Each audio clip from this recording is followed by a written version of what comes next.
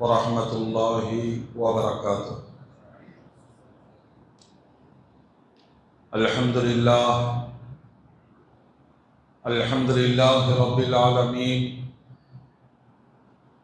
والعاقبة للمتقين، والصلاة والسلام على رسوله سيدنا محمد وعلى آله وصحبه أجمعين، أما بعد. فأعوذ بالله من الشيطان الرجيم. بسم الله الرحمن الرحيم. وقضى ربك ألا تعبدوا إلا إياه وبالوالدين إحسانا. وقال النبي صلى الله عليه وسلم: بروا آباءكم تبركم أبناؤكم. صدق الله العظيم وصدق رسوله النبي الكريم. اللهم صل على سيدنا محمد وعلى آل سيدنا محمد وبارك وسلم وكرم عليه. அளவிலா அருளும் நிகரில் அன்பும் கொண்ட எல்லாம் அல்ல அல்லாஹ்வின் திருநாமம் போற்றி ஆரம்பம் செய்கின்றேன். சாந்தியும் சமாதானமும் ஈருலக சர்தார், அகிலத்தின் அருட்கொடை, பிரபஞ்சத்தின் பேரொளி, நம் உயிரினும் மேலாகிய கண்மணி நாயகம் ஹஜ்ரத் முஹம்மது ரசூலுல்லாஹ் ஸல்லல்லாஹு அலைஹி வஸல்லம் அன்னவர்களின் மீதும், அன்னாரின் அடிச்சுவற்றை பின்பற்றி வாழ்ந்து வழிகாட்டிய உத்தம சத்திய சஹாபாக்கள், தாபிஈன்கள், தபஅ தாபிஈன்கள், அவுலியாக்கள், நாதாக்கள், ஷுஹதாக்கள், குறிப்பாக பரக்கத்து நிறைந்த ஜும்மாவுடைய நன்னாளில் அல்லாஹ்வுடைய இல்லத்தில் சங்கமித்திருக்கிற நாம், நம் மக்கள், உலக மூமின்கள் அனைவர் மீதும் அல்லாஹ்வின் பேரருள் என்றென்றும் நின்று நிலவட்டுமாக. ஆமீன். அல்ஹம்துலில்லாஹ். கண்ணியத்திற்கும் மரியாதைக்கும் உரிய அல்லாஹ்வின் நல்லடியார்களே, அருமையான மூமின்களே, சகோதரர்களே, அல்லாஹ் ஜல்ல ஜலாலுஹு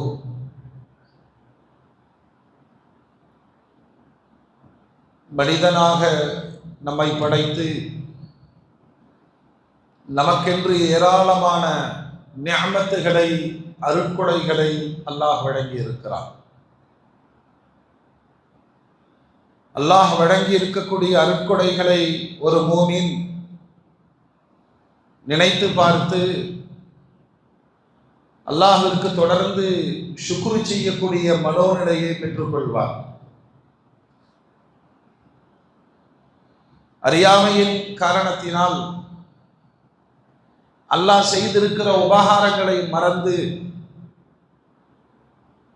தன்னுடைய கஷ்டங்களையும் சிரமங்களையும் புலம்பி தீர்க்கிற மனோநிலையில்தான் மனிதன் வாழ்வதை ரப்புல் ஆலமீன் ஃபகலீலும் மின் இபாதிய ஷக்கூர், எனக்கு நன்றி செலுத்தக்கூடியவர்கள் மிக குறைந்தவர்களே என்று அல்லாஹ் குர்ஆனிலே சாடுகிறார். ஒரு வினாடி அல்லாஹ் நமக்கு செய்திருக்கக்கூடிய உபகாரங்களை ஒவ்வொன்றாய் எண்ணி பார்க்கிற பொழுது பிற மனிதர்களால் தர முடியாத பெரும் நிஅமத்துகளை அல்லாஹ் தான் தந்திருக்கிறார். நம்ம ஈமானோடு ஒரு இஸ்லாமிய குடும்பத்தில் பிறக்க வைத்து, நல்ல சூழலில் வாழ வைத்து, நல்ல ஆரோக்கியமான உடலை தந்து, நல்ல சிந்தனைகளை தந்து, அவனுக்கு வழிபட்டு நடக்கக்கூடிய சூழ்நிலைகளை அமைத்து, இப்படி ஒவ்வொன்றாய் நினைத்து நினைத்து பார்க்கிற பொழுது இந்த நாவு நன்றி பெருக்கோடு அல்ஹம்துலில்லாஹ் அல்ஹம்துலில்லாஹ் அல்ஹம்துலில்லாஹ் என்று சொல்லிக் கொண்டே இருக்க வேண்டும். குர்ஆனில் அல்லாஹ் சொல்வான், அல்லாஹ் உங்களுக்கு செய்திருக்கிற உபகாரங்களை நீங்கள் நினைத்து பார்ப்பீர்கள் என்றால் உங்களால் எண்ணி முடிக்க முடியாது. அவ்வளோ நிஅமத்துகளை அல்லாஹ்விடமிருந்து நாம் பெற்றிருக்கிறோம், அனுபவித்துக் கொண்டிருக்கிறோம். அப்படி அல்லாஹ் வழங்கிய மிகப்பெரிய நிஅமத், ஈடு செலுத்த முடியாத நிஅமத் எது என்றால் குர்ஆன் சொல்லுகிறது, உங்களை ஈன்றெடுத்த பெற்றோர்கள். எந்த சமூகத்தில் பெற்றோர்களை பெரும் சுமையாக நினைக்கிற ஒரு கால அவல சூழ்நிலையில் பெற்றவர்கள்தான் உங்களுடைய பெரும் செல்வம் என்பதை அல்லாஹ் நமக்கு நினைவுபடுத்துகிறார். படைத்தவன் அவன்தான். ஆனால் காரணி உலகியல் ரீதியாக இந்த துனியாவிற்கு வருவதற்கான மூல காரணியாக இருந்தவர்கள் பெற்றோர்கள். தனக்கு ஒரு குழந்தை பிறக்க வேண்டும் என்ற ஆசையை வார்த்து கொண்ட பெற்றோர்கள் நாம் அவர்களுக்கு கிடைத்த பொழுது பெரும் செல்வமாக கொண்டாடி மகிழ்ந்தார்கள். எதுவரை தெரியுமா? பொய்மை இல்லாத ஒரு அன்பை நிலைநாட்டிய அந்த தாய்மை அல்லது அந்த தந்தை இந்த கால ஓட்டத்தில் ஒரு காட்சிகளை அவர்கள் பார்க்கிறார்கள். நாம் அவர்களுக்கு பெரும் சுமையாக, தொந்தரவாக, அவர்களுடைய சுதந்திரத்திற்கு இடையூறாக இருப்பதை போன்று செயல்பாடுகளை வெளிப்படுத்துவதும் வார்த்தைகளை அள்ளி வீசுவதும் இளைய தலைமுறையிடம் பெருகிவிட்ட காலகட்டத்தில் அல்லாஹ்வுடைய வசனங்கள் நம் உள்ளங்களை உயிர்ப்பிக்கிறது. வகலா ரப்புக அல்லா தஅபுது இல்லா இய்யா. மூணு விஷயத்தை பிரிக்கவே முடியாது, மூன்று விஷயங்களை தவிர்க்கவே முடியாது. குர்ஆனில் அல்லாஹ் சொல்கிறான், அத்தீஉல்லாஹ வ அத்தீஉர் ரசூல், அல்லாஹ்வுக்கு கட்டுப்படுங்க, ரசூலுக்கு கட்டுப்படுங்க. இருவரையும் பிரிக்கவே முடியாது. நான் அல்லாஹ்விற்கு வழிபடுகிறேன், அல்லாஹ்வுடைய ரசூலை ஏற்க மாட்டேன் என்றால் ஈமான் வராது. அல்லாஹ்விற்கும் வழிபட வேண்டும், அல்லாஹ்வுடைய ரசூலுக்கும் வழிபட வேண்டும். இன்னும் ஒரு இடத்தில் அல்லாஹ் இவ்வளவு அழுத்தமாக சொல்வான், அல்லாஹ்வுடைய ரசூலுக்கு வழிபட்டால் எனக்கு வழிபட்டதை கொண்டு. இரண்டாவது, வசதி படைத்தவர்கள் தொழுகையையும் நிறைவேற்ற வேண்டும், ஜகாத்தையும் கொடுக்க வேண்டும். இந்த இரண்டையும் பிரிக்க முடியாது. ஒன்றை விட்டு மற்றொன்றை செய்கிற பொழுது இரண்டும் செல்லாததாக ஆகிவிடும். மூன்றாவது அல்லாஹ் சொல்லுகிறார், அனிஷ்குருலி வலிவாலிதை, நன்றியாளனாக இரு, எனக்கும் நன்றியாளனாக இரு, உன்னுடைய பெற்றோருக்கும் நன்றியாளனாக இரு. இந்த ரெண்டையும் பிரிக்க முடியாது. அல்லாஹ் செய்த உபகாரங்களுக்கு நன்றி சொல்லிக் கொண்டே இருக்கிற மனிதன் தன் பெற்றோர்களை மறக்கிற பொழுது, புறக்கணிக்கிற பொழுது அல்லாஹும் அவர்களை நிராகரிக்கிறான். அதனாலதான் குர்ஆனுடைய வசனம் சொல்லுகிறது, அல்லாஹ்வை மட்டுமே நீங்கள் வணங்கி வழிபட வேண்டும். வபில் வாலிதைனி இஹ்சானா, உங்களை பெற்றெடுத்த பெற்றோர்களுக்கு நீங்கள் உபகாரியாக இருக்க வேண்டும் என்பதை அல்லாஹ் தனக்குத்தானே ஒரு தீர்மானத்தை ஏற்படுத்தி கொண்டான் என்று குர்ஆன் சொல்கிறது. அந்த தாய் தகப்பன், அந்த பெற்றோர் எல்லோரும் நல்ல ஆரோக்கியமாக வாழுகிற காலகட்டத்தில் யாரும் தேவைப்படாது. நம்மளே நல்லா இருக்கும்போது நமது பிள்ளைகளை பார்த்து சொல்லுவோம், உன்னை நம்பியா நான் இருக்கிறேன். ஆனால் மனித ஓட்டத்தில் சில காலங்கள் வருகிறது, அது வயோதிகம், ரத்தம் சுண்டி போகிற காலம், உடல் பலகீனம் அடைகிற காலம். இந்த மனித மாற்றங்களை ரப்புல் ஆலமீன் சொல்லுகிறான், இம்மா யபுலுகன்ன இந்தகல் கிபர். இந்த தாய் தகப்பன் என்ற பெரும் நிஅமத், நல்லா இருப்பாங்க, உங்களுக்காக வேண்டிய வாழ்வார்கள், எதையும் எதிர்கொள்வார்கள். கால ஓட்டத்தில் அந்த இருவருமோ அல்லது ஒருவரோ வயோதிகத்தை அடைந்து விட்டால், அஹதுஹுமா கிலாஹுமா, ரெண்டு பேருமே வயோதிகத்தை அடைந்து விட்டார்கள் அல்லது ஒருவர் வயோதிகத்தை தொட்டு விட்டார். பிள்ளைகளே, பிள்ளைகளே, இந்த வயோதிகத்தின் காரணத்தினால் வாழ்க்கையில் துவண்டு விட்ட பின்னடைவை சென்ற பெற்றோர்களை பார்த்து அவர்களை சி என்ற வார்த்தையை பயன்படுத்தி கூட விரட்டி விடாதீர்கள், சங்கடப்படுத்தி விடாதீர்கள். வலா தன்ஹர்ஹுமா, அவர்களை வெறுக்காதீர்கள். பலகீனத்தினுடைய பருவத்தை தொட்டுவிட்ட பொழுது பிள்ளைகளாகிய உங்களிடத்தில் நிறைய சகிப்புத்தன்மை வர வேண்டும். அந்த நேரத்தில் அல்லாஹ் ஒரு வாழ்க்கை பாடத்தை இளைய சமுதாயத்திற்கு ஞாபகப்படுத்துகிறான். உன்னுடைய குழந்தை பிராயத்தை நினைத்துப்பார். என்ன சாப்பிடணும், எங்க போகணும், எது நல்லது எது கெட்டது என்று உணர முடியாத பருவத்தில் என்னை வழிநடத்தியவர்கள் என் தாயும் தந்தையும். அவர்களுக்கு இருந்த அதீத அக்கறை உலகத்தில் வேற யாருக்கும் கிடையாது. பார்த்து பார்த்து வளர்த்தார்கள். என் உடல் ஆரோக்கியம், என்னுடைய குணநலன்கள், என்னுடைய உள் பண்புகள், என்னுடைய கல்வி, என்னுடைய சமூகம் அத்துணையும் துணையாய் இணையாய் நின்று எனக்கு காட்டி தந்தார்கள். இளைய சமுதாயத்திற்கு அல்லாஹ் சொல்லுகிறார், வந்த வழியை மறந்து விடாதீர்கள், ஏறி வந்தவர்களை எட்டி உதைத்து விடாதீர்கள். பருவ மாற்றத்தினால் பலகீனத்தையும் வயோதிகத்தையும் பெற்றுவிட்ட பெற்றோர்கள் அவர்களை சங்கடப்படுத்தும் வார்த்தைகளை சொல்லிவிடாதீர்கள், வெறுத்து விடாதீர்கள். மாறாக நீங்கள் செய்ய வேண்டிய கடமை என்ன தெரியுமா? ரப்பிர்ஹம்ஹுமா, அல்லாஹ் என் தாய்க்கும் தந்தைக்கும் நீ கருணை காட்டு, அல்லாஹ் இரக்கம் காட்டு, அல்லாஹ் பலகீனத்திலிருந்து நீக்கிவிடையா, அல்லாஹ் மனோ பலகீனத்திலிருந்து அவர்களை பாதுகாத்து விடையா, அல்லாஹ். அல்லாவே சொல்லிக் கொடுக்கிறான். நன்றி உணர்வோடு இப்படி கேளுங்கள், நான் குழந்தையாக இருக்கிற பொழுது அவர்கள் எங்கள் மீது எப்படி கருணை காட்டினார்களோ, நீ வாந்தி எடுப்ப, கருணையோடு அதனை எதிர்கொண்டார்கள். நீ மலம் கழித்தாய், கருணையோடு எதிர்கொண்டார்கள். உனக்கு பசிக்கிறது என்பதனால் தன் உணவை இழந்தார்கள்.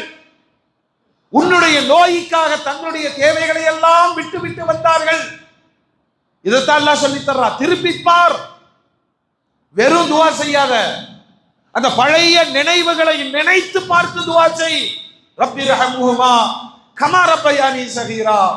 யா அல்லாஹ், நான் சின்ன பையனா இருக்கும்போது, நான் குழந்தையாக இருக்கும்போது எனது தாயும் தந்தையும் என் மீது எப்படி இரக்கம் காண்பித்தார்களோ, அந்த வலியும் வேதனையும் எந்த தாயும் எந்த தந்தையும் சொல்லி காட்ட மாட்டார். யாராவது நம்முடைய குழந்தை பிராயத்தில் நடந்ததை சொல்லி இருக்கிறார்களா? நம்ம எப்படி கடந்து வந்தோன்னு நமக்கு தெரியாது. சில பேருடைய வாழ்வு பிறந்ததிலிருந்தே 6 மாத காலம் ஐசியூல இருந்திருக்கும். அதற்கு தாய்ப்பால் போய் சேர்ந்திருக்காது. அது மரண தருவாய்க்கு போயிருந்திருக்கும்.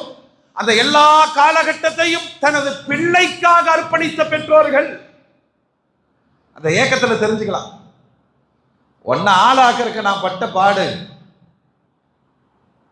கொஞ்சம் புத்தி சுவாதீனம் உடைய பிள்ளையாக இருந்திருப்பார். வாழ்நாள் முழுவதும் அதை ஒரு சவாலாக நினைத்த அந்த பிள்ளைக்கு தாங்குகோலாக நிற்கிற பெற்றோர்கள். அல்லாஹ் தான் சொல்றேன், அல்லாஹ் செய்த பெரும் ஞாபகம் என்ன தெரியுமா? உங்களுக்கு தாய் தகப்பனை தந்தது. இதுக்கு எதிர்மறையா நாம பார்க்கணும். உலகத்தின் தலை சிறந்த நபியாக முஹம்மது ரசூலுல்லாவை அல்லாஹ் தேர்வு செய்ததின் பின்னணி என்ன தெரியுமா? ஒரு ஒற்றை காரணத்தை குர்ஆனுடைய பின்னணி ஒரு வரலாற்றை சொல்லுகிறது. சய்யிதுல் முர்சலீன், நபிமார்களுக்கெல்லாம் தலைவர், கியாமத்து வரைக்கும் அவர்தான் நபி, கியாமத்திற்கு பின்னரும் அவர்கள் தான் நபி. பெருமானாருக்கு பிறகு நபி கிடையாது. எல்லா நபிமார்களும் என்னுடைய கொடிக்கு பின்னால் அணிவகுப்பார்கள். அல்லாஹ் ஒரு முறை பேட்டி கேட்டான், ஆதம் நீங்க யாரு? நான் தான் முதல் மனிதர், நான் தான் முதல் நபி, மனித சமூகத்தின் தந்தை. நூஹ் அலைஹிஸ்ஸலாத்திடம் அல்லாஹ் பேட்டி கேட்டான். உலகத்தில் அதிகமாக பாதுகாக்கப்பட்ட நபி இப்ராஹிம் அலைஹிஸ்ஸலாம், நான் உன்னுடைய கலீல். மூசா அலைஹிஸ்ஸலாம், நான் உன்னோடு உரையாடியவர். எல்லா நபிமார்களும் தன்னுடைய ஸ்தானங்களை, அல்லாஹ் தந்த ஸ்தானங்களை சொல்லிக்கொண்டே வரும் பொழுது பெருமானாரிடம் அல்லாஹ் கேட்டான், முஹம்மதே நீங்கள் யார்? முஹம்மதே நீங்கள் யார்? கண்மணி நாயகம் முஹம்மது ரசூலுல்லாஹ் அல்லாஹ்விற்கு சொன்ன பதில் என்ன தெரியுமா? யா அல்லாஹ், நான் ஒரு யதீம், நான் ஒரு அனாதை. அல்லாஹ்விற்கு பிடித்து போன ஒரு வார்த்தை இது.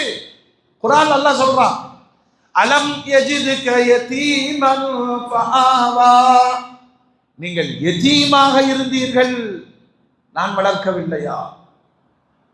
உலகத்தில் ஒரு மனிதனுக்கு கிடைக்க கூடாத ஒரு பெயர் யதீம். நம்மள நிறைய பேர் 50 வயசுல சொல்றாரு, எனக்கு அத்தா மாமா இல்ல, நான் யதீம். யதீமா வராது. பருவம் அடைவதற்கு முன்பு வரைதான் இந்த யதீம் என்ற பெயர்.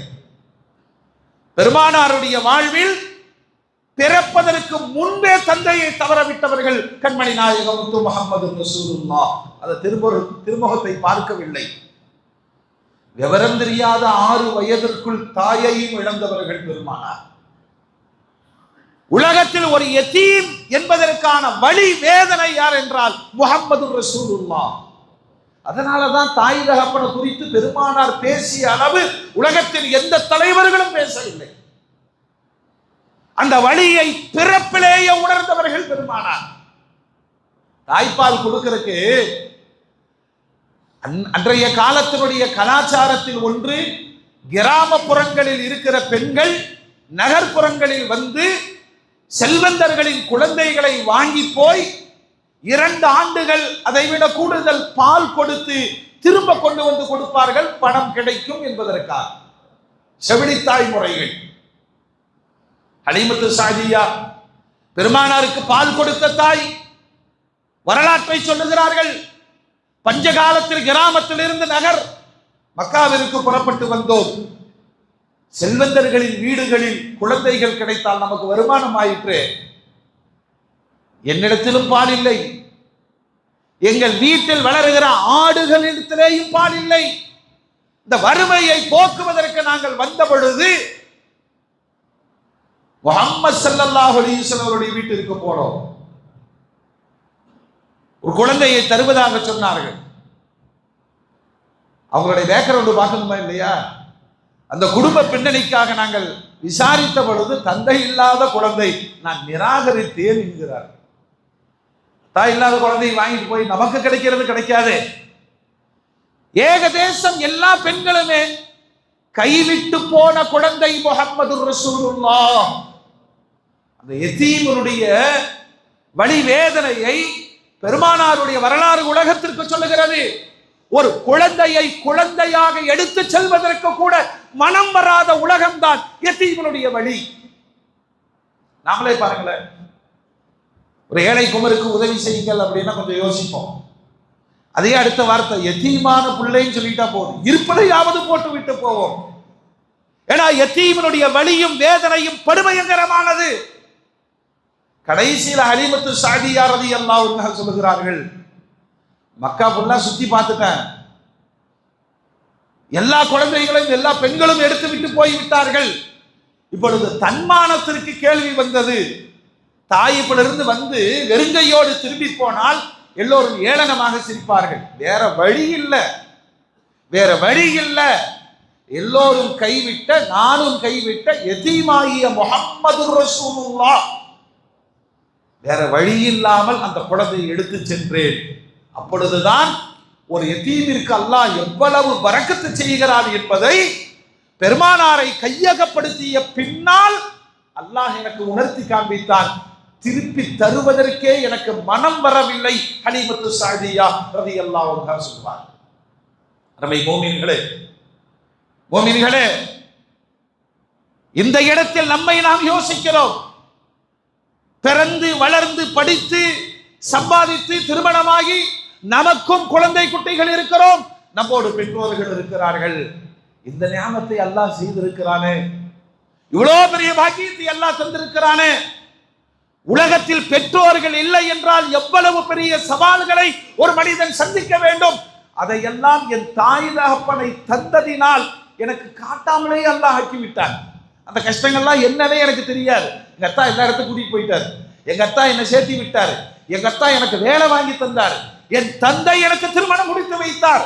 நீங்கள் ஒரு அனாதையாக சமூகத்தில் பயணித்தால் சந்திக்கக்கூடிய சவால்கள் அத்துணையையும் என் தாயும் தந்தையும் ஏற்றுக்கொண்டார்கள். இப்பொழுது நானும் ஒரு குடும்ப தலைவனாக இருக்கிறேன். எனக்கு முன்னால் ஒரு சவால் இருக்கிறது. இந்த தாய் தந்தை யார்? பெருமானாரிடம் கேட்டார், யா ரசூலல்லாஹ், இந்த பெற்றோர்களுடைய கடமையும் உரிமையும் என்ன? நம்மள்ட்ட கேட்டிருந்தா மணிக்கணக்கில் பேசுவோம், எழுதுவோம். பெருமானார் ஸல்லல்லாஹு அலைஹி வஸல்லம் ஒரு வரியில் சொன்னார்கள், ஹுமா ஜன்னத்துக வ நார். அவர்களின் கடமைகளில் சிறப்பாய் பயணித்த பெற்றோர்கள் முதுமையில் சிக்குண்டிருக்கிறார்கள், வயோதிகத்தில் மாட்டியிருக்கிறார்கள். ஒரு பிள்ளையாக, ஒரு மகனாக, ஒரு மகளாக இப்படி இருக்கு சமூகத்துல. எல்லாரும் வளர்ந்தது ஒரு தாய் தகப்பட்ட. ஆனால் பெற்றோரை பராமரிப்பதில் மட்டும் பிள்ளைகள் ஒன்று சொல்லுவாங்க, நீங்க தானே பசங்க, நீங்க தானே பார்க்கணும். வெறும் பெண் பிள்ளைகளாய் பெற்றெடுத்திருந்தால் பிள்ளைகள் எல்லோருக்கும் கடமை. பெருமானார் சொல்வார்கள், அந்த ஒரு வரி என்ன தெரியுமா? ஹுமா ஜன்னத்துக வ நார். தாய் தகப்பன் யாருன்னு கேட்கிறியா? உன்னுடைய சொர்க்கமும் நரகமும் அவர்கள் தான். நீ எப்படி நடந்து கொள்கிறாயோ அவர்கள் தான் உன்னுடைய சொர்க்கத்தை தீர்மானிக்கிறார்கள், உன் நரகத்தையும் தீர்மானிக்கிறார்கள். வாழ்க்கையினுடைய ஓட்டத்தில் பெற்றோர்களை இழக்கிற பொழுது, அவர்களுடைய கபரடக்கம் செய்கிற பொழுது ஒரு காட்சி ஓடும். எல்லோருக்கும் அந்த பாடம் வரும். நம்ம சரியா கவனிக்கலையோ, அத்தாவை சரியா பார்த்துக்கலையோ, அம்மாவுக்கு உபகாரம் செய்யலையோ, அந்த கள்ளங்கபடம் இல்லாத இதயம் எவ்வளவு வருத்தப்பட்டு இருக்கும். என் வாழ்க்கையில் சோதனையாக வந்தது மனைவியா தாயா, என் மனைவியா என் தந்தையா? இந்த போராட்டங்களில் நான் நின்று தொலைத்தது சாடும் இடமாக பெற்றோர்களை பயன்படுத்தியது. இந்த தலைமுறைக்கு அப்படித்தான்.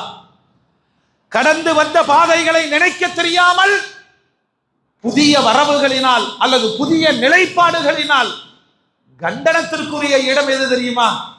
எல்லா வீட்டுக்குள்ளையும் பார்க்கலாம். தப்புனை இளைஞர்கள் முடிவெடுக்கிறார்கள். ஏன்டா நீங்க சும்மா இருக்க வேண்டியதுதானே? ஏமா நீ பேசாம இருக்க வேண்டியதுதானே? ஏற்படுகிற சூழ்நிலைகளை எதிர்கொள்ள தெரியாமல் கண்டனத்திற்குரிய இடமாக பெற்றோர்கள் பயன்படுத்தப்படுவதும், அதனால் மனம் நொந்து போய் பள்ளிவாசல்களில் நேரமில்லாத நேரங்களில் அல்லாஹ்விடத்தில் கண்ணீர் வடிக்கின்ற பெற்றோர்களையும் சமூகத்தில் அதிகமாய் பார்க்க முடியும். பல திருமணங்கள்ல நிக்காஹில் மணமக்களை வாழ்த்துகிற பொழுதெல்லாம் தவறாமல் அந்த இடத்தில் நான் பதிவு செய்கிற ஒரு வார்த்தை, அந்த காலத்துல பிள்ளை அனுப்பும் போது மாப்பிள்ளையிட்ட சொல்லுவாங்க, என் பிள்ளைய கண்கலங்காம பார்த்துக்க. இப்பொழுது மாப்பிள்ளையிடம் சொல்லணும், அத்தா அம்மாவை கண்கலங்காம பார்த்துக்க. அது வரைக்கும் சமூகத்தில் அந்தஸ்தே இல்லாத ஒரு மனிதன் திருமணத்திற்கு பிறகு முழுமை பெறுகிறான். நபிகள் நாயகம் ஸல்லல்லாஹு அலைஹி வஸல்லம் சொன்னாங்க, அப்பொழுதுதான் அவனுக்கு சவால் வருகிறது. இன்னொரு பெண்ணோடு தன் தாயை கவனிக்க வேண்டிய, ஒப்பீடு செய்ய வேண்டிய, மதிப்பீடு செய்ய வேண்டிய சூழ்நிலைக்கு அவன் ஆட்படுத்தப்படுகிறான். வரலாற்றில் அழகான செய்தி. நபிகள் நாயகம் ஸல்லல்லாஹு அலைஹி வஸல்லம் தன் மகள் பாத்திமா, பலரும் பெண் கேட்டு வந்தார்கள், எல்லாத்துக்கும் மறுத்தாங்க பெருமானார். அலி ரலியல்லாஹு அன்ஹு போய் அவங்களே கேட்கிறாங்க, அபிப்பிராயம் இருக்கா? கொஞ்சம் வெட்கப்பட்டார்கள் அலி நாயகம். ஏன்னா குடும்ப சூழலில் ஒன்றாய் வளர்ந்தவர்கள். ஒரு கட்டத்தில் பெருமானாருடைய கோரிக்கைக்கு மறுப்பு தெரிவிக்க முடியுமா? சம்மதித்தார்கள். எளிமையாக திருமணம் நடந்தது. அல்லாஹ்வுடைய ரசூல் சொன்னான், நம்ம பல பேரும் வரலாறு தெரியாம அந்த பத்திரிகையில் அடிச்சிடறாங்க, யாரும் சொல்றதில்ல. பாரக்கல்லாஹு லக்க சொல்லுங்க, பாரக அலைக்குமா வஜமா பைனக்குமா ஃபீ கைர், அது இங்கிலீஷ்லேயே அடிச்சு பின்னாடி தமிழ்லையும் அடிச்சு பொருளையும் போட்டு. ஆனா எங்கேயாவது ஒரு மண்டபத்தில் மணமக்களுக்கு போய் பார்த்து பாரக்கல்லாஹு லக்க பாரக அலைக்குமா சொல்லி இருக்கிறோமான்னு கேட்டா கிடையாது. அல்லாஹ்வுடைய ரசூல் மஸ்ஜிதில் வைத்து திருமணம் நடந்தது. ஈத்தப்பழங்கள் அன்பளிப்பாய் கொடுக்கப்பட்டது. சொன்னாங்க, இஷா தொழுதுக்கு நான் வர்ற வரைக்கும் பொண்ணு மாப்பிள்ளை சந்திக்க வேண்டான்ட்டாங்க. இஷா தொழுது விட்டு போன பெருமானார் ஒது செய்வதற்கு தண்ணீர் கேட்டார்கள், ஒரு பாத்திரம் கேட்டார்கள். பெருமானார் ஒது செய்தார்கள். பெருமானார் ஒது செய்த தண்ணீர் இன்னொரு பாத்திரத்தில் பிடிக்கப்பட்டது. இது பெருமானாருக்கு மட்டும்தான் சட்டம். நாம் ஒது செய்து விட்டால் அந்த தண்ணீர் நஜீஸாக மாறிவிடும். முஸ்தாமல், பயன்படுத்தப்பட்ட தண்ணீர், அதை மீண்டும் பயன்படுத்தக்கூடாது. பெருமானாருக்கு இது சட்டம் இல்லை. அல்லாஹ்வுடைய ரசூல் தான் ஒது செய்த தண்ணீரை பாத்திரத்துல வாங்கி இப்ப பொண்ணு மாப்பிளை கூப்பிடுறாங்க.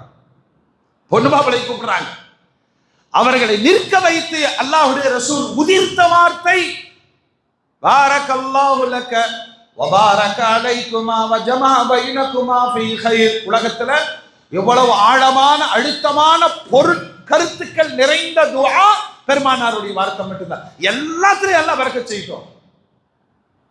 இந்த துஆனுடைய வலிமை என்ன தெரியுமா? 1500 ஆண்டுகளை தாண்டி ஃபாத்திமாவின் வம்சாவழியாக பெருமானாருடைய சந்ததிகள் உலகத்தில் ஏதோ ஒரு மூலையில் ஹசனி ஹுசைனியாக வாழ்ந்து கொண்டே இருக்கிறார். அந்த தண்ணியை தெளிச்சாங்க, துஆ செய்தார்கள், நல்ல விதமா வாழுங்கள், அல்லாஹ்வை பயந்து கொள்ளுங்கள். கல்யாணம் முடிஞ்சு இப்போ புது மாப்பிள்ளைக்கு கவலை வருகிறது. எந்த புது மாப்பிள்ளை? அதில் தலையிறது எல்லாவும். அவருக்கு என்ன தெரியுமா பயம்? உலகத்தின் அதிசிறந்த தலைவரின் மகளை மனைவியாக ஏற்று இருக்கிறேன். அங்கேயும் சங்கடம் வந்துடக்கூடாது. என்னை ஈன்றெடுத்த தாய், அங்கேயும் சங்கடம் வந்துடக்கூடாது. இதுல அதிசயம் என்ன தெரியுமா? கட்டிய மனைவியும் ஃபாத்திமா, பெற்றெடுத்த தாயும் ஃபாத்திமா. அலிநாயகத்துக்கு வந்த சோதனை. அல்லாஹ் துஆ செஞ்சாங்க, ரெண்டு ஃபாத்திமாவையும் சந்திக்கிற எதிர்கொள்ளுகிற ஆற்றலை எனக்கு கொடு. துஆ செஞ்சாங்க. ரெண்டு பேரையும் உட்கார வச்சாங்க. அம்மா ஃபாத்திமா, மனைவி ஃபாத்திமா. ஒன்ன தொட்டா பெரிய இடம் கோவிச்சுக்கும், உங்களை தொட்டா பெரிய பெரிய இடம் கோவிச்சுக்கும். அதனால ரெண்டு ஃபாத்திமாக்களும் என்னை கொண்டு போய் சொர்க்கத்துல சேர்த்தணும். நான் இன்னைக்கு சொல்றேன், அம்மா ஃபாத்திமா வீட்டு உள்வேளைகளை கவனித்துக் கொள்ளுங்கள். மனைவி ஃபாத்திமா வீட்டின் வெளி வேலைகளை கவனித்துக் கொள்ளுங்கள். குடும்ப நிர்வாகத்தில் யாருக்கும் எந்த சங்கடங்களும் வந்துவிடக் கூடாது. நபியின் மகளை மனைவியாக ஏற்றுக்கொண்ட அலிநாயகம் எடுத்த முடிவு, ஃபாத்திமாவை சங்கடப்படாமல் பார்த்து கொள்ள வேண்டும். காரணம், ஃபாத்திமா சங்கடப்பட்டால் பெருமானார் சங்கடப்படுவார்கள். இன்னொரு பக்கம், பெற்றெடுத்த தாய் ஃபாத்திமா சங்கடப்பட்டால் அல்லாஹ் சங்கடப்படுவான். அல்லாஹ்வும் சங்கடப்படக்கூடாது, ரசூலும் சங்கடப்படக்கூடாது. ரெண்டு ஃபாத்திமாக்களையும் திருப்திப்படுத்த வேண்டும். அந்த உறுதியில் வாழ்க்கை முழுவதையும் கழித்தவர்கள் செய்தனா அலி ரலியல்லாஹு. இதே சோதனை தான் நமக்கு இருக்கு, நமக்கும் இருக்கிறது. கடுமையான ஒரு தீர்வை இமாம் கஸாலி ரஹ்மத்துல்லாஹி அலைஹி சொல்வார்கள்.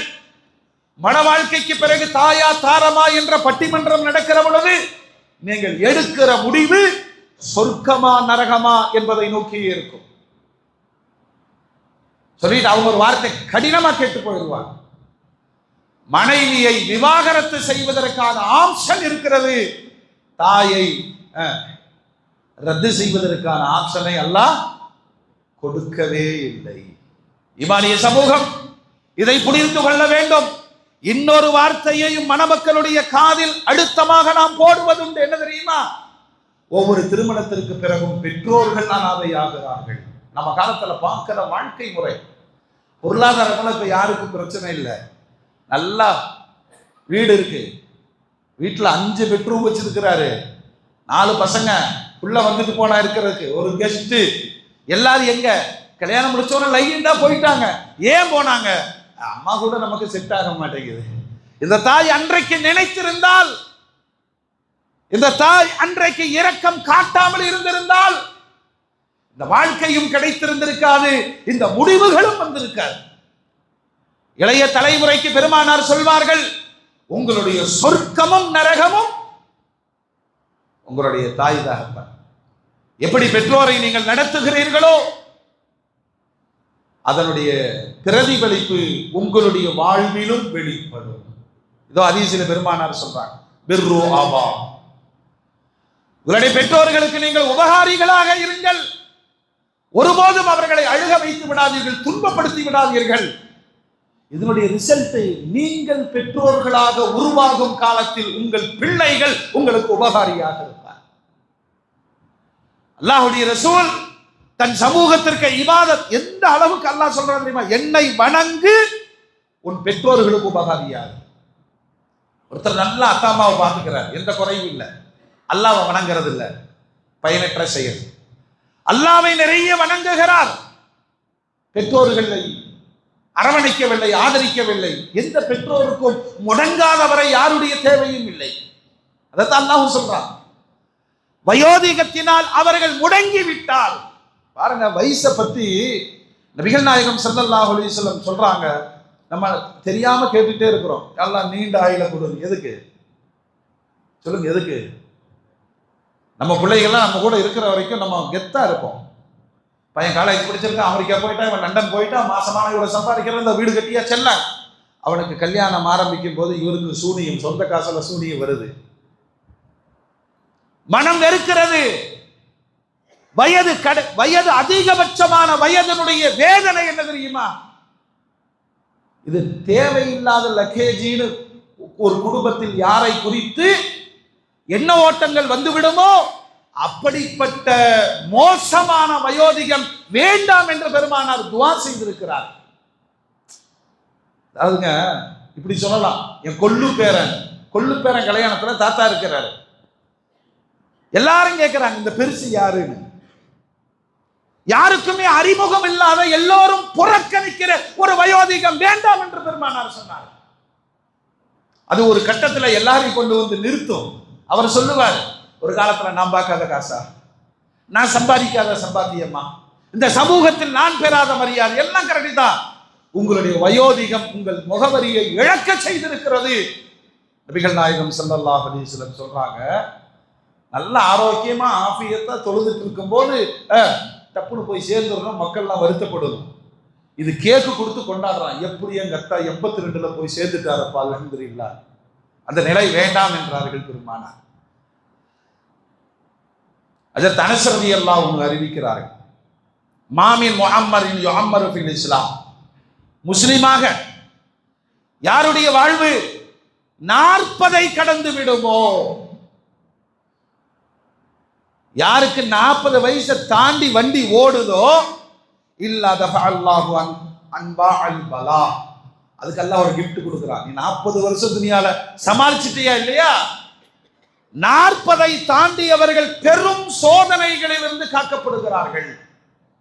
வைத்தியம் பிடிக்காது, குஷ்டரோகம் ஏற்படாது, இது போன்ற பெரும் வியாதிகள் சோதனைகளிலிருந்து அல்லாஹ் காப்பாற்றுகிறான். சரி, என்ன ஜாக்பாட் 50 தாண்டிட்டார். உண்மையிலேயே பர்த்டே கொண்டாடணுமா வருத்தப்படணுமா சொல்லுங்க? எனக்கு கொடுக்கப்பட்ட ஆயுசுல ஒரு வயசு இழந்துட்டு நிக்கிறேன், வருத்தப்படணும். ஆனா கேக்கு வெட்டி கொண்டாடுறார், 60ஆம் வயது. 50ஐ கடந்தவர் நபிகள் நாயகம் ஸல்லல்லாஹு அலைஹி வஸல்லம் சொல்றாங்க. ஏன்னா அவ்வளவு சுமையை வாழ்க்கையில் சந்திக்கிற மனிதர் 50 தாண்டிட்டார்னு வச்சுங்களேன், அல்லாஹ் அவர் மேல ரொம்ப இறக்கப்படுறான். ஹவ்வின் அலைஹில் ஹிசாப், அல்லாஹ் அவர் மீது மறுமையில கேட்கக்கூடிய கணக்க வழக்குகளை லேசாக்கி விடுகிறார். இன்னமும் வயது கூடுகிறது, 60ஐ தொடுகிறார், அல்லாஹ் இறக்கப்படுகிறான். வயதாக ஆக மனிதர்கள் நிராகரிக்கிறார்கள், அல்லாஹ் அரவணைக்கிறான். அவர் சொல்வதை எல்லாம் அல்லாஹ் கேட்கிறார். பெருமானார் சொல்றாங்க, எங்க பரக்கத்து இருக்கோ அங்கதான் பரக்கத்தை தேடும். அல் பரக்கத்து மா அகாபிரிக்கும், எந்தெந்த வீடுகளில் பெரியவர்கள் இருக்கிறார்களோ, பெற்றோர்கள் இருக்கிறார்களோ, உங்களோடு பரக்கத் இருக்கிறது, நம்புங்கள். அப்படின்னா பெற்றோர்கள் இல்லைனா அது பரக்கத்து குறைவுதான். அந்த பெற்றோரை நிராகரித்திருந்தால் நீங்க முசீபத்தோடு வாழுகிறீர்கள். சமாதானம் சொல்லிக்கிறாரு, என்னங்க பண்றது, வைஃபு பண்ணு, அதனால ஆமா அப்படி ஊர்ல இருக்கிறாங்க, நான் இங்க இருக்கேன், இது துனியாவுக்கு நல்லா இருக்கலாம், என்னுடைய பணி வேலை சமாதானம் எல்லாம் நமக்கு சரியாக இருக்கலாம்.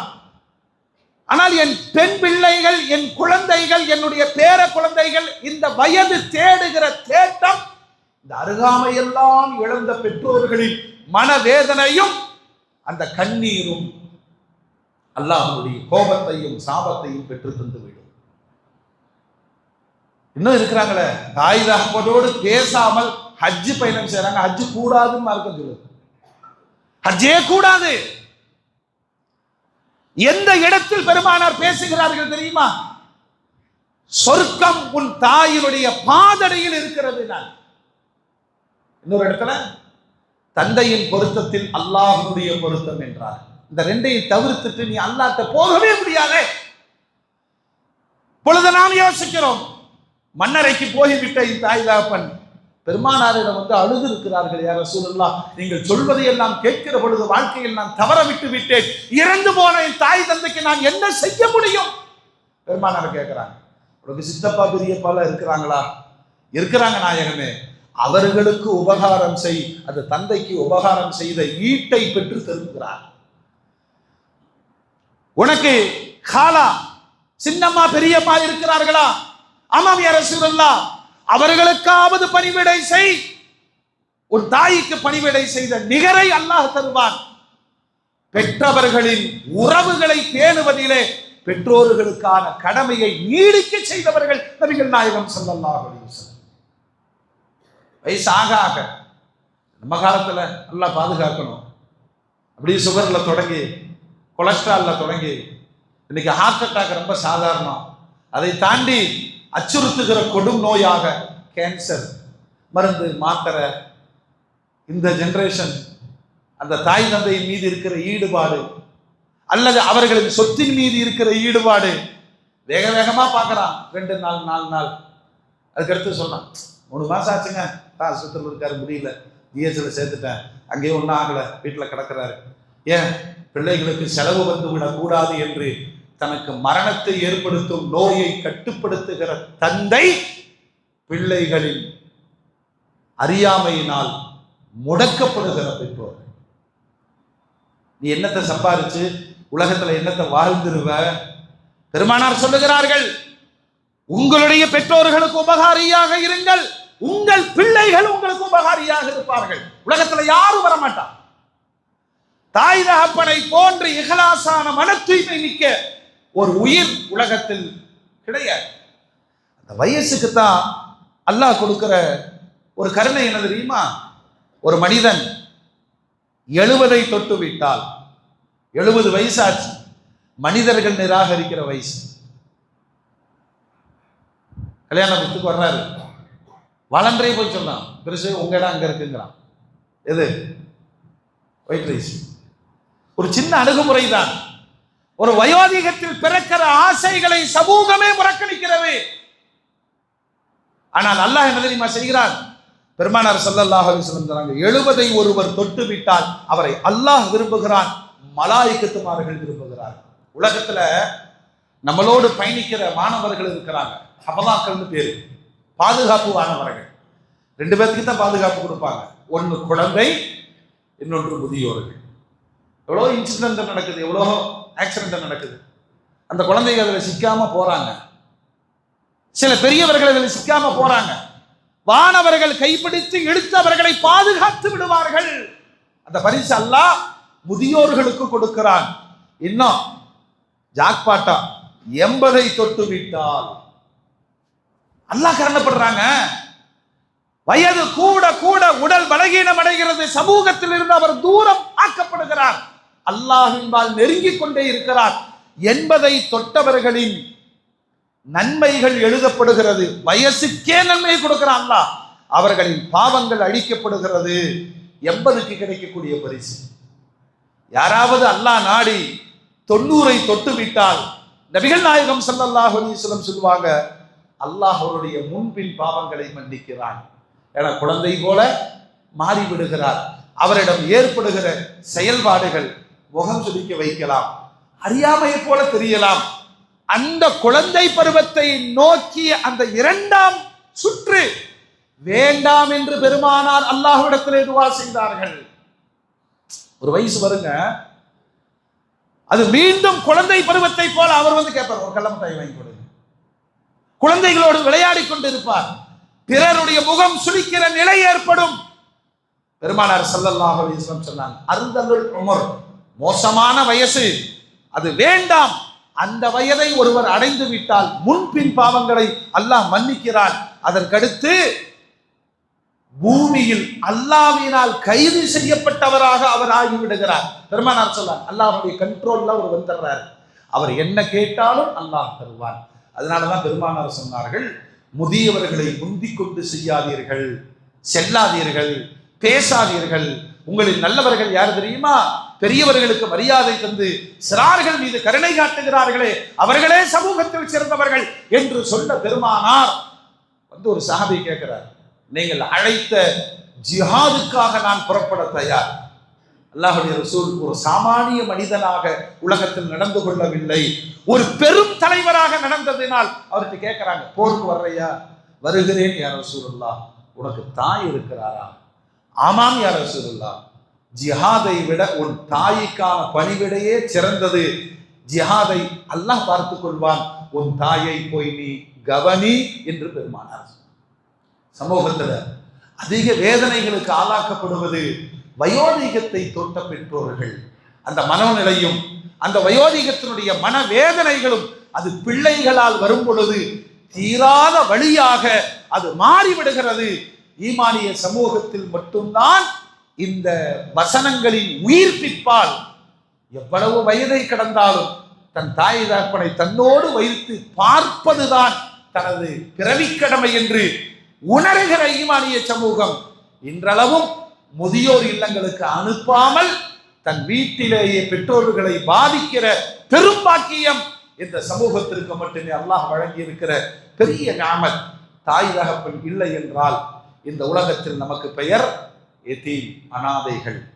உலகம் முழுவதனுடைய சாடுதலுக்கும் சீற்றத்திற்கும் நாமே காரணமாக இருப்போம். பெருமானாரை ஒரு சமுதாயம் நிராகரிப்பதற்கான ஒற்றை காரணம் இருந்தது, அவர் யதீம். தன்னை நபின்னு சொன்னப்போ நீ எப்படி நபியா ஆகுவ அப்படின்னு கேள்வி வைத்ததற்கான கேள்வி என்ன தெரியுமா? ஒரு யதீம் நபியாக முடியுமான்னு கேட்டார். ஒரு யதீமிற்கு ஏற்படுகிற சோதனைகளிலிருந்து அல்லாஹ் நம்மை பாதுகாத்திருக்கிறான். நான் யதீம் இல்லை என்பதற்கு என் தாய் தகப்பனுடைய வாழ்வுதான் காரணம் என்று உணர்கிற இளைய தலைமுறை அல்லாஹ்விற்கு ஷுக்ர் செய்ய வேண்டும். தாய் தகப்பனை கடைசி வரையிலும் அவர்களை உபகாரம் செய்து அவர்களின் துஆக்களை பெற்ற பிள்ளைகளாக வாழ்வதும் தொடர்ந்து அவர்களுக்கு துஆ செய்கிற நல்ல மூமின்களாக இருப்பதும் காலத்தின் கட்டாயம். வல்ல ரப்புல் ஆலமீன் நம் தாய் தந்தைக்கு அல்லாஹ் ரஹ்மத் செய்வானாக, அருள்வாளிப்பானாக.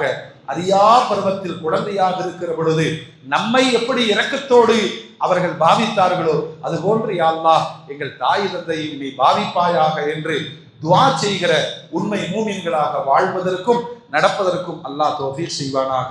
வ ஆகிரு தஅவானா அனில் ஹம்துலில்லாஹி ரப்பில் ஆலமீன்.